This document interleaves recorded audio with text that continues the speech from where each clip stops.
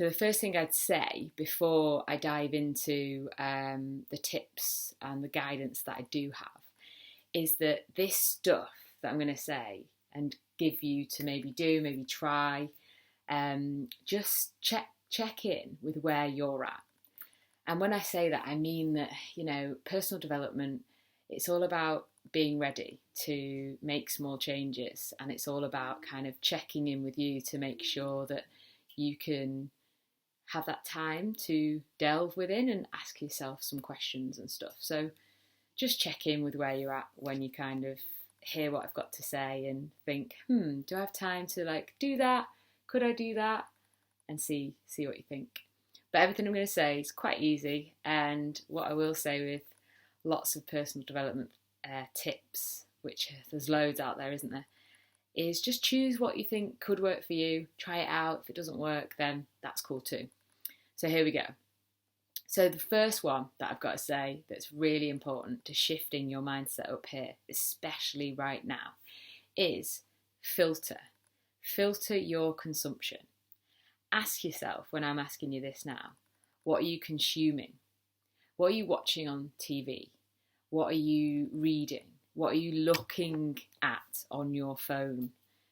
And just think, is that good for me? Is that filling me with, comfort, calm, inspiration? Am I learning something from what I'm consuming on the news or on my phone on Instagram?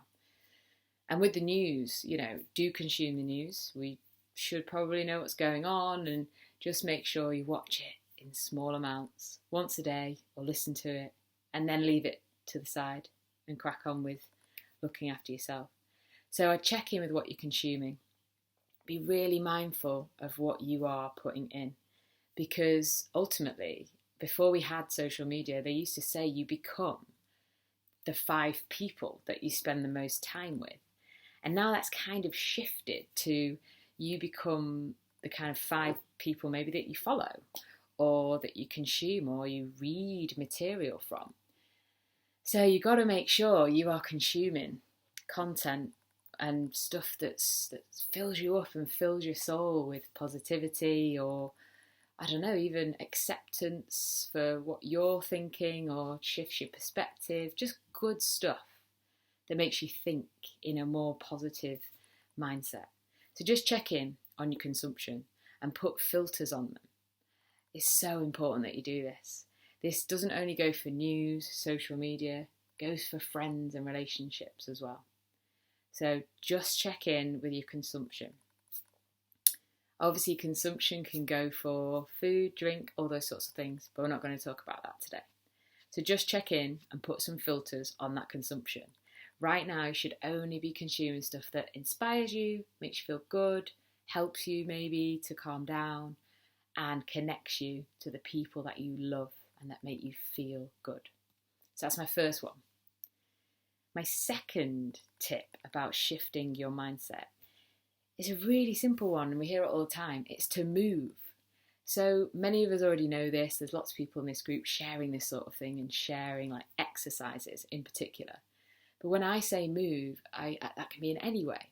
That can be walking around the house or walking around outside if you can get outside. But negativity stores in our bodies, and we even do this when we feel stressed or our jaws tighten. So simple movements of your mouth, like whatever, and just, moving your shoulders back, just being more aware of how you move, because moving shifts that negativity out of your body. Shifting your mindset isn't just about focusing on what's happening up here and doing all these things like writing stuff down to make yourself feel better. It's about moving the whole body of you. So you're connecting your head to the rest of your body.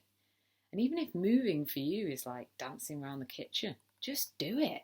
So moving is super important. Do try to get outside if you can. And with movement, don't put pressure on yourself. Don't think, I have to do yoga or exercise or run or whatever. Just try and move for 5 minutes. 5-minute walk. Done. Sorted. Obviously, if you want to do yoga and exercise, brilliant.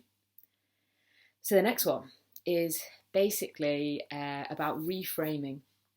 And when I say reframing, it's just shifting your perspective to shift your mindset from a bit of a negative headspace to a positive. Now, this does take quite a bit of time to do, but you can do it quite quickly as well. So when I say reframing, I mean reframing the situation you're in. And you can reframe the language that you use.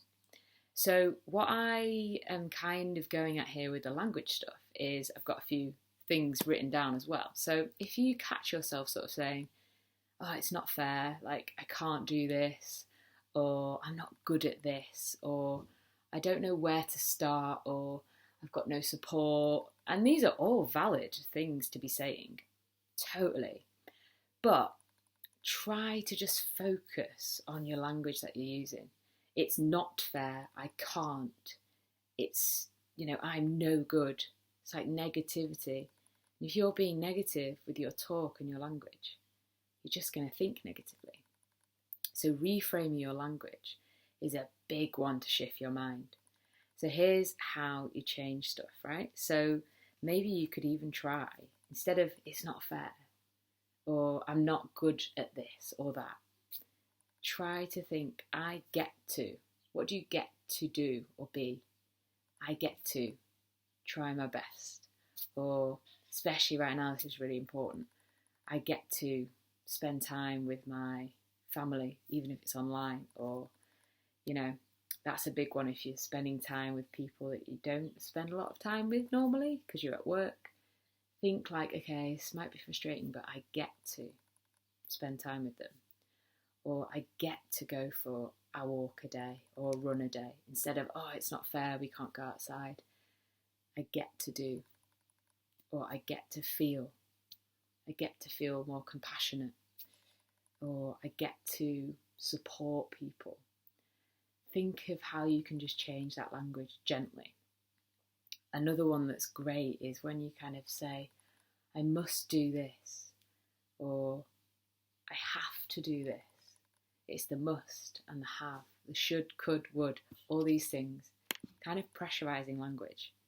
So what I would suggest you try to do is say, I will do the best I can, or I am trying to do this so I can learn, so I can grow. Obviously, all these things just depend on what you're thinking or what you're saying. But the purpose of what I'm saying is that you have to become aware of the language you're using. So a really simple one is just to catch the negative phrases that you're using and just think, right, how can I change that to be a bit more positive? Using more positive language, just slowly over time, because that will shift the patterns of language in your mind so that you become a little bit more positive. So that's definitely something that I would suggest that you do. Just positively reframe the language that you use.